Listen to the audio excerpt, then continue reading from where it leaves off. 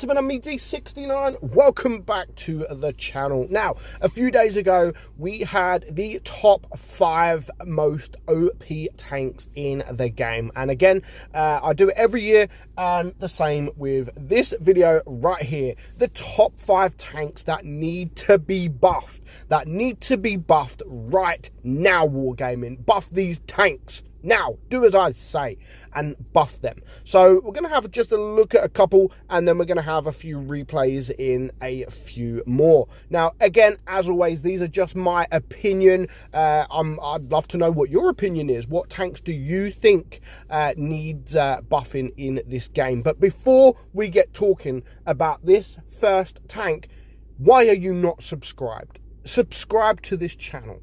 You have to subscribe. We need to get to the 69,000 subs. That is our first target, 69,000 subs. And I can only do that if you subscribe. Most of you that watch this video are not subscribed. So make sure you subscribe. And if you want to help the channel even longer, then feel free to become a patron. If you become a patron, you would have already seen this video before anybody else. So back to the video.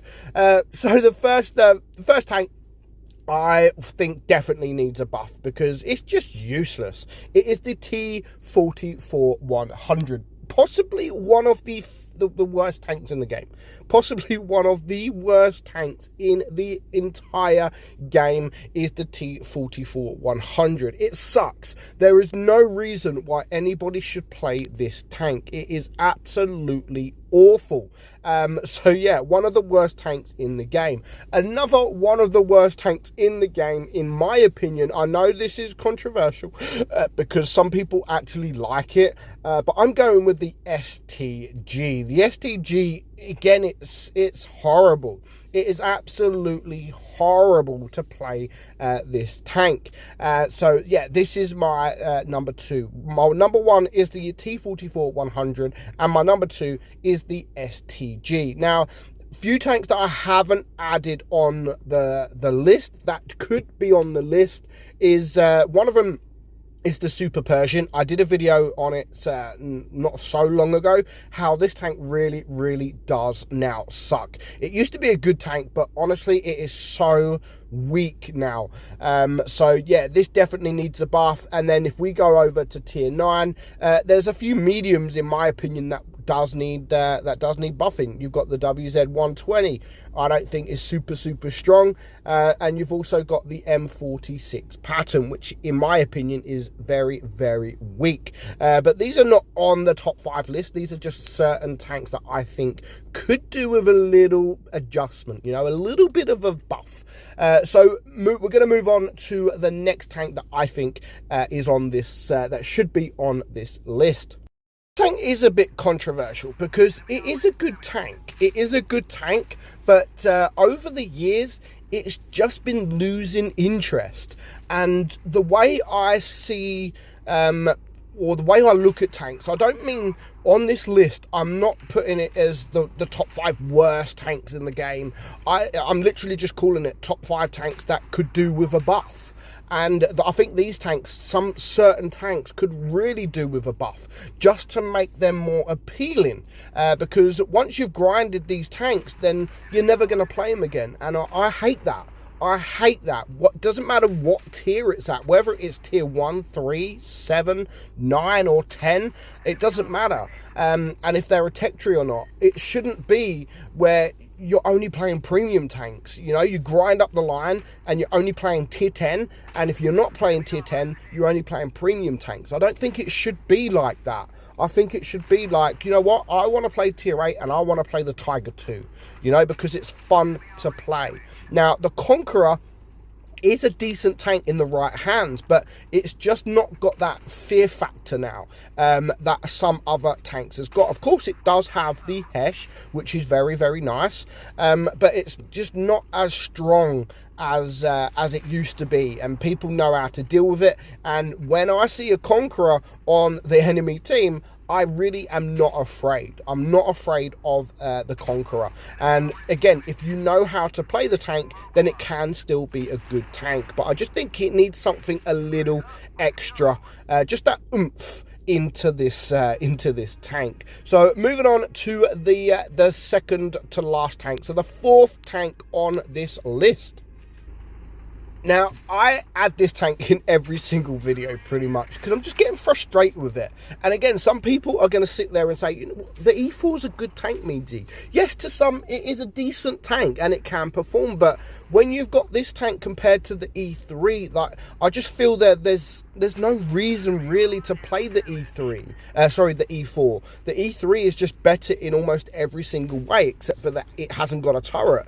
But with this tank, you can't really do anything. You can't go hull down because you've got that massive hatch. Your turret cheeks are very, very weak. And your hull, okay, the upper plate is okay, but the lower plate is very low. You have a nice gun, fair enough. You do have a nice gun, but I just think that for a tank like this compared to the E3 is just super, super strong. Now, this should be the same as an E3, except for it's got a turret. And of course, because it's got a turret, it should lose out on a few little things, which is fine. You know, lose out on the speed or lose out on maybe the upper plate, you know, but give it at least something strong. Either buff the hatch on top or buff the turret cheeks, because it's when they're both weak as hell, the turret cheeks anybody can pen, the hatch anybody can pen. It's just too weak for me. And of course, I'm not sitting there saying that you're not going to be able to have a decent battle. You will be able to have a decent battle. It can be a decent tank in the right hands or the right situation.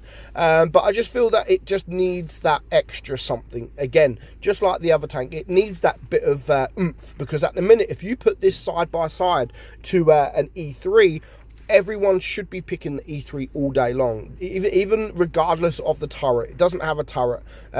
Everyone should be really picking the E3 over the E4. So Wargaming need to buff the E4 some way or another. You know, buff the hatch on top by all means. I'd prefer the hatch on top to be buffed because the cheeks, even though they are weak, you can make them strong. You can make them strong. You can just keep turning your turret side to side. However, the hatch, if you turn your turret side to side, the hatch is still going to be weak. So I prefer that the hatch be buffed and then leave the cheeks how they are. But you know, I'd be happy if they just left the cheeks as they are. Everything else, you know, just buff that hatch. I mean, look how strong that E3 is compared to this E4. It's so much different, and I'm just going to get wrecked. Doesn't matter if I'm hull down. Yeah, you can still get some bounces. I'm not saying that you can't get bounces. You can, but I just think that it's too easily dealt with. So moving on to the final tank on the list, and this tank again is one of those tanks that I think is forever going to be on this list. And we are talking about the T28.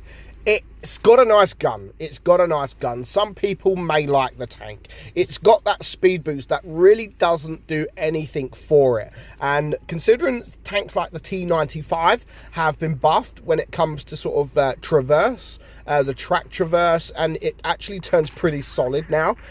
This tank doesn't really have that. It is super, super, super, super slow. The traverse is super, super, super, super slow, but the gun is actually very, very nice. The armor at the front, I mean, I don't think the armor at the front is amazing. They have buffed it over the years, but I don't think it's amazing. However, this battle I'm about to have is probably one of my best battles in it, and sadly it is going to be a loss, but it's one of my best battles that I've ever done in this tank, and we still managed to block quite a lot of shots, which is what I'm saying. Like, this is why I don't always add these kind of replays in it, because I'm actually doing a replay where I'm saying that this tank is not strong enough, and then I'm going to do an amazing game where I get shed tons of block damage, and it doesn't really do it justice. But seeing as it's one of my best games that I've had in this tank, I thought, you know what, I'm still going to add it.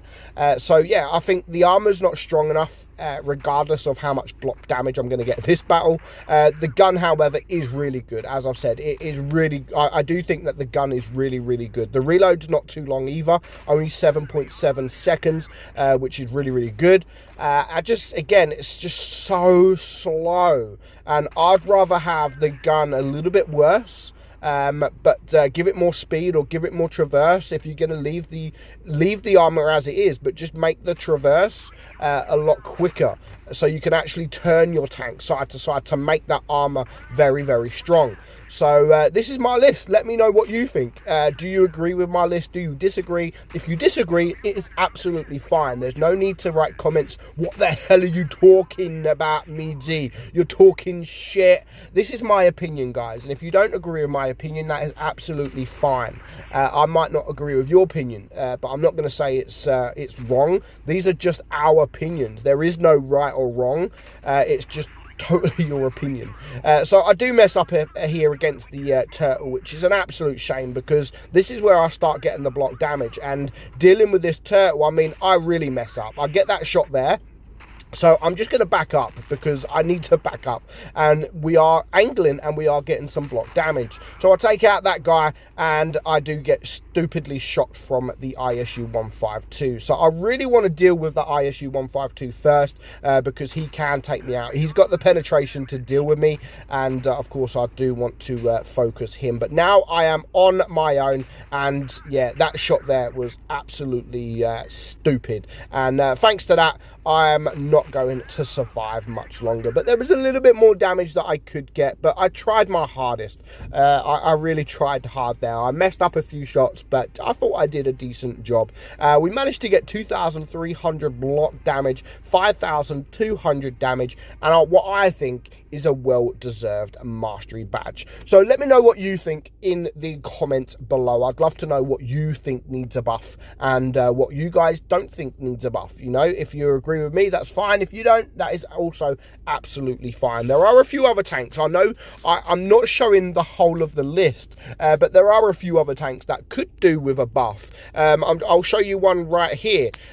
This tank has Wargaming have tried to buff it over the years, but it's never really been too appealing, and this is the VK4502A. They buffed it.